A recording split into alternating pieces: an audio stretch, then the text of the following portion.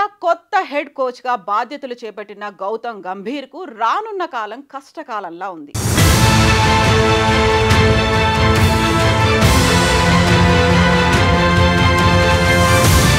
కానీ అది సక్సెస్ఫుల్గా దాటితే అతన్ని మించిన కోచ్ భారత క్రికెట్ చరిత్రలో ఉండరు. మరి ఆ సవాళ్ళేంటో ఇప్పుడు చూద్దాం.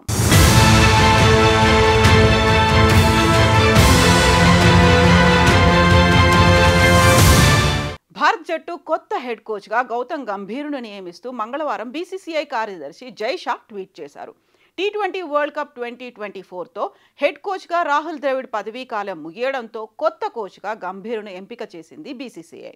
అతన్నే హెడ్ కోచ్గా నియమిస్తారనే విషయం చాలా కాలంగా క్రికెట్ వర్గాల్లో సర్క్యులేట్ అవుతూనే ఉంది. మంగళవారం బీసీసీఐ నుంచి అధికారిక ప్రకటన వచ్చింది. హెడ్ కోచ్గా రాహుల్ ట్రాక్ రికార్డ్ గొప్పగానే ఉందని చెప్పాలి. అతని కోచింగ్లో టీ20 వరల్డ్ కప్ 2022లో సెమీఫైనల్స్, 2023లో WTC final, one day world cup 2023లో ఫైనల్లో ఆడింది టీమిండియా. అలాగే తాజాగా టీ20 వరల్డ్ కప్ 2024 గెలిచింది. వరల్డ్ కప్ విజయంతో ద్రవిడ్ తన కోచ్ పదవికి వీడ్కోలు పలికాడు.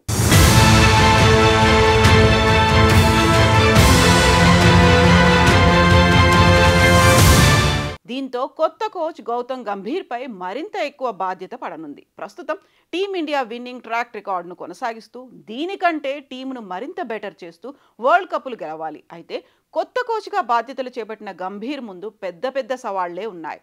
కోచ్గా రానున్న కాలం గంభీర్కు చాలా కష్టకాలమే. కానీ ఒకవేళ సక్సెస్ అయితే మాత్రం భారత్ క్రికెట్ చరిత్రలోనే గ్రేటెస్ట్ హెడ్ కోచ్గా గౌతమ్ గంభీర్ చరిత్రలో నిలిచిపోతాడు. ఇంతకీ గంభీర్ ముందున్న ఆ సవాళ్లేంటో, అతన్ని ఎలా నెంబర్ 1 కోచ్గా నిలబెడతాడో ఇప్పుడు చూద్దాం.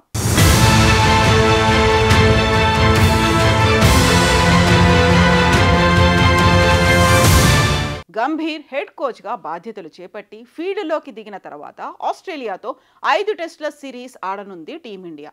వచ్చే ఏడాది అంటే 2025లో పాకిస్తాన్ వేదికగా ఛాంపియన్స్ ట్రోఫీ, అలాగే జూన్లో వరల్డ్ టెస్ట్ ఛాంపియన్షిప్ ఫైనల్, 2026లో టీ20 వరల్డ్ కప్, 2026లోనే న్యూజిలాండ్తో 2 టెస్టులు, 2027లో మళ్ళీ వరల్డ్ టెస్ట్ మ్యాచ్లు, ఛాంపియన్షిప్, అదే ఏడాది వన్డే వరల్డ్ కప్. ఇలా గంభీర్ 3 ఏళ్ల పదవీ కాలంలో ఎదురుకానున్న పెద్ద సవాళ్లు.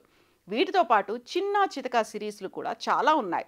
అయితే ఇప్పుడు చెప్పుకున్న వాటిల్లో టీమిండియా విజయం సాధిస్తే కోచ్గా గంభీర్ చరిత్రలో నిలిచిపోవడం ఖాయం. మరి ఈ సవాళ్లను దాటి ఎంత మేర సక్సెస్ అవుతాడని మీరు భావిస్తున్నారు? మీ అభిప్రాయాలను కామెంట్ల రూపంలో తెలియచేయండి.